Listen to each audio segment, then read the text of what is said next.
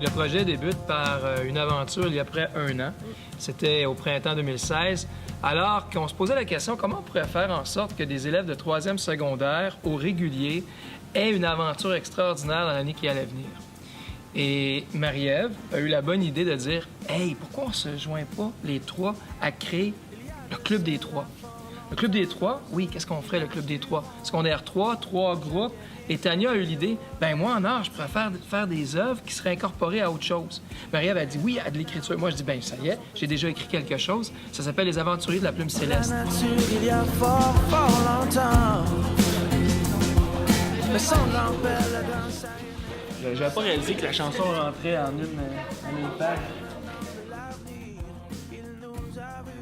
Et comme l'éditeur qui va publier ce qu'on a fait, ce que les jeunes ont fait, ce qu'on a tous fait dans son journal, c'est le journal La Relève à Boucherville, bien, l'éditeur a eu l'idée, la bonne idée, il dit « Avez-vous de la musique avec ça? » La musique?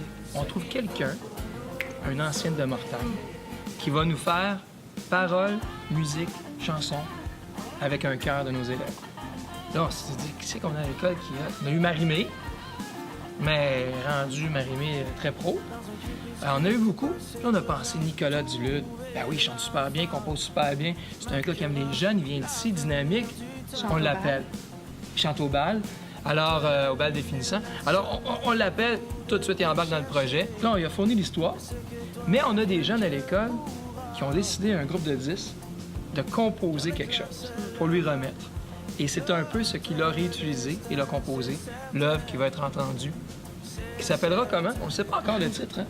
Peut-être l'élu, le sauveur, quelque chose comme ça, mais ça rapporte les aventuriers de la Plume Céleste. Voilà. Ils chercheront, mais seront-ils trouvés ce qu'il faut pour nous sauver? Salut, je m'appelle Nicolas Dulude, nom de scène de Segoya. Ça fait environ 2 ans que je fais vraiment de la musique juste à temps plein, que je fais que ça. Mais ça fait en tout environ 15 ans que je joue de la musique. En fait, la chanson, moi j'ai lu l'histoire. Moi je suis pas un grand... je lis pas beaucoup.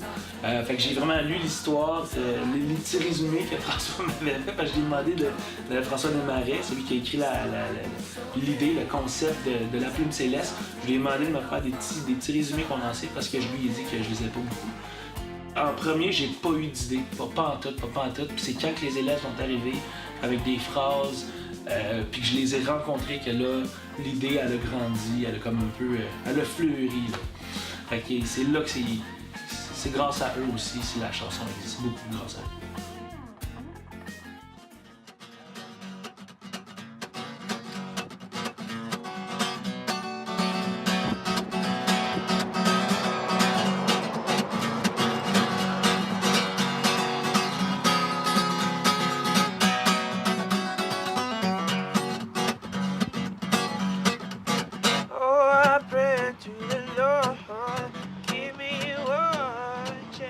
Je m'appelle Dominique Ménard, j'ai 25 ans, je suis guitariste dans le projet Nicolas Dulude, La Plume Céleste. D'où je connais Nicolas, je le connais de l'école secondaire de Mortagne, ça fait à peu près 10 ans de ça, en 2006-2007. Si on s'est rencontrés à cause de la musique, principalement, oui, je dirais, je l'ai vu à un moment donné arriver avec une guitare, puis ça donnait que j'en jouais aussi, puis je l'approchais comme ça.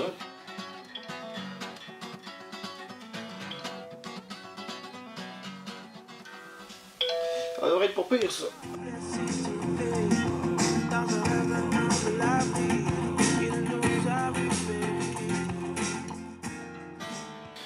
C'est sûr qu'il y a au quotidien Jean-Sébastien Gladu en premier. Pourquoi je pense à lui? Parce que ça fait depuis 2 ans que je fais ça à temps plein. Ça fait depuis 2 ans et demi que je le connais environ. C'est un ami que je veux pas perdre parce que si un jour je réussis, je veux être fier de me dire que ce gars-là est avec moi, puis je veux avoir du monde autour de moi parce que réussir toute seule, ça n'a pas de sens. Moi et Nick, on s'est rencontrés justement au studio. J'étais en train de produire un single pour Café Vanille, un ancien groupe que je produisais. J'avais besoin d'un guitariste qui vienne faire une coupe de lignes de guitare.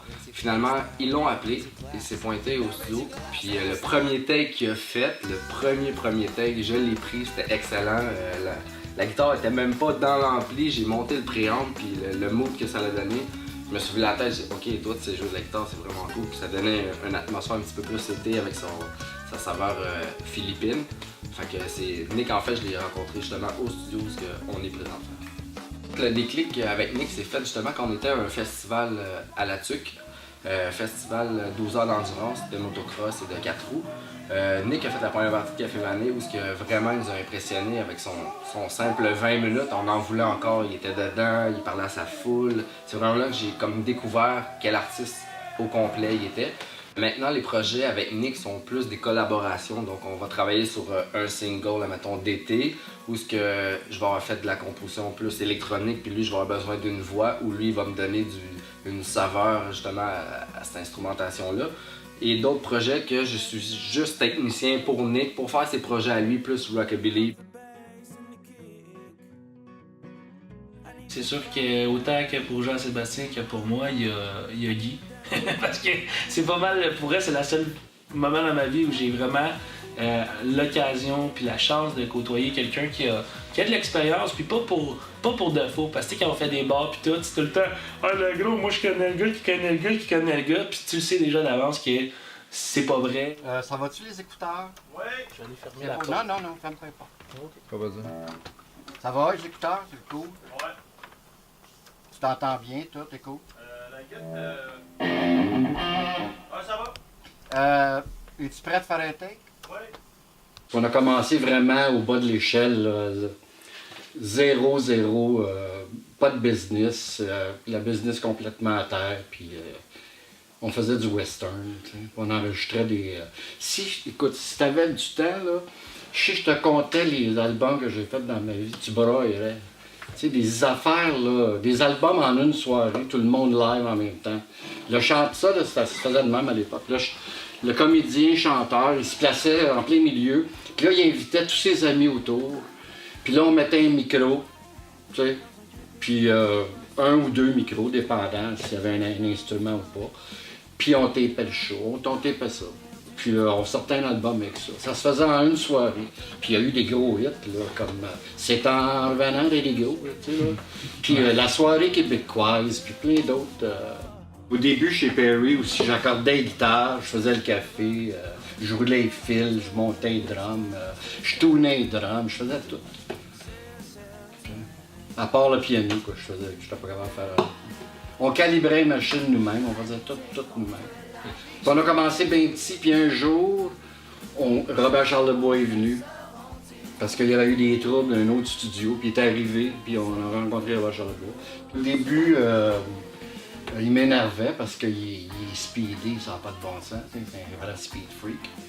Puis moi, j'étais un gars super calme, fait que, tu sais, les contraires s'attirent, fait qu'on s'est attirés. Puis là, maintenant, je suis bien content de travailler avec lui, je l'aime bien. Nous sauver, les années ont trouvé l'enfant qui saura nous sauver. Dans le temps, vous trouverez l'enfant qui saura nous sauver. Les années ont trouvé l'enfant qui saura nous sauver.